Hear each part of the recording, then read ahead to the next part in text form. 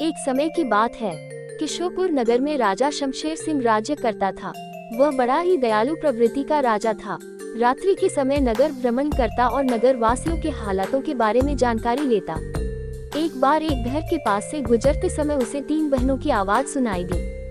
सबसे बड़ी बहन बोल रही थी, मुझे गहनों का बहुत शौक है। मैं चाहती हूँ कि मेरी शादी किसी मंत्री से हो ताकि वह मुझे अच्छे अच्छे गहने पहना सके। उससे छोटी वाली बहन ने कहा, मुझे खाने का बहुत शौक है। मैं तो किसी राजशाही हलवाई से शादी करना चाहूंगी ताकि वह मुझे रोज अच्छा खाना खिला सके। तभी तीसरी बहन जो सबसे छोटी थी उसने कहा, मेरी तो एक ही इच्छा है कि मेरी शादी किसी राजा से हो। घर के बाहर राजा शमशेर सिंह सब सुन रहा था। उसने अपने मंत्री को बोला, इन तीनों बहनों को कल दरबार में लेकर आना। दूसरे दिन मंत्री तीनों बहनों को दरबार में हाजिर करता है।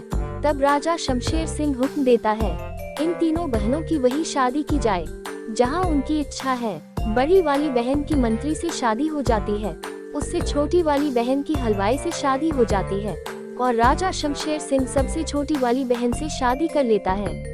तीनों बहनें राजा के अचानक से लिए गए फैसले से अचंभित थी और खुश भी थी कि वह जो चाहती थी उन्हें मिल गया था।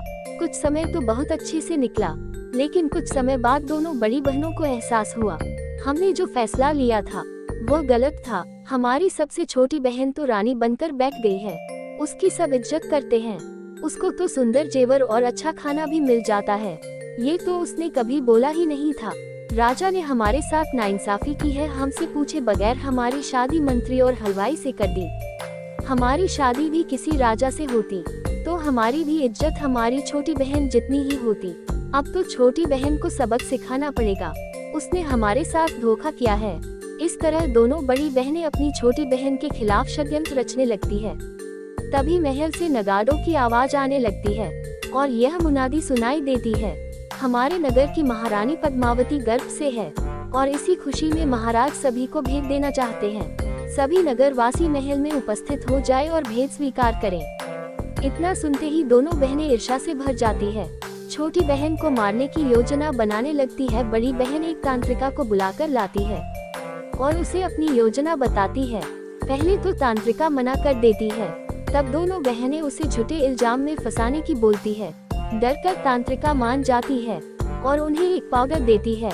यह पाउडर जिसको भी खिलाओगी वो कबूतर में बन जाएगी। तभी हलवाई की पत्नी रसोई घर से हलवा लेकर आती है और वो पाउडर हलवे में मिला देती है। महारानी के कक्ष में जाती है और अपनी छोटी बहन से बोलती है, हम दोनों बहुत खुश हैं, तुम माँ बनने वाली हूँ। हम दोनों तुम्हारे लिए ये हलवा लाए हैं और अपनी छोटी बहन को हलवा खिला देती है। हलवा खाते ही महारानी कबूतर बन जाती है। तभी राजा शमशेर सिंह वहाँ आ जाते हैं और पूछते हैं, महारानी कहाँ है? हमें कहीं दिखाई नहीं दे रही है। नगर वासियों को भेंट बांटने का समय हो गया है। तभी दोनों बहनें झूठ बोलने लगती है, महाराज मेरी बहन तो यह महल छोड़कर चली गई है, उसे आपके साथ रहना अच्छा नहीं लगता था। हमने उसे बहुत रोका लेकिन उसने हमारी नहीं सुनी और वह चली गई। महाराज ये सुनते ही बहुत दुखी होते हैं और नगर में फिर से नगाड़ा बजने लगता है।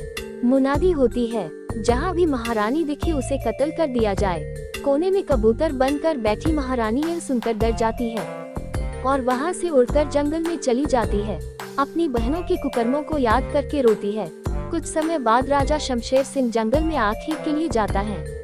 वहाँ पर एक कबूतरी और उसके बच्चों को देखता है। वह बड़े सुंदर लग रहे थे। राजा उन तीनों को अपने महल ले आता है।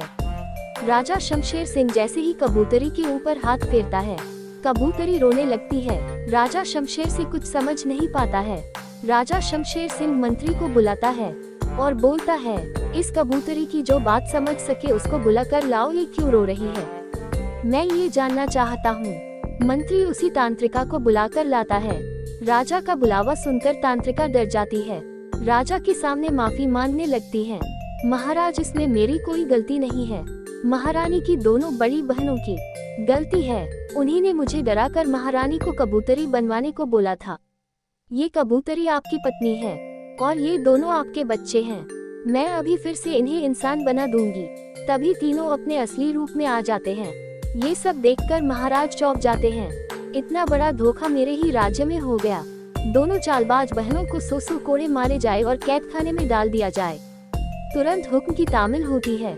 महाराज शमशेर सिंह रानी पद्मावती से माफी मांगते हैं, फिर अपनी पत्नी और बच्चों को गले लगा लेते हैं। इस तरह से सच्चाई की जीत होती है और बुराई का अंत होता है।